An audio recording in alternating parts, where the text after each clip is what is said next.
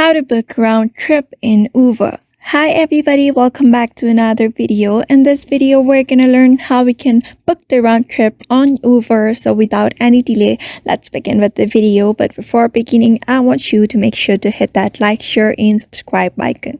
So starting off, we're gonna use the Uber app, which is available in any of the app store. After that, just log in into your account using your login credentials.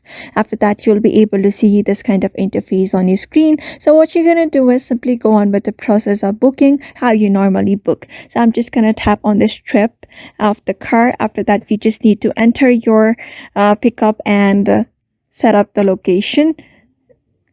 After you're done, so what you're gonna do is simply go on with the process. But unfortunately, there is no such way on how you can book round trip on Uber. So what you can do is instead add a different kind of bookings like stops instead of going on a round trip, or you may just directly contact the driver, but it may take some charge. So you may just directly contact the driver and ask for a round trip very easily. So therefore, just follow with that process and you should be able to round trip on your Uber. So I hope this video was helpful to you, and thank you for watching this video.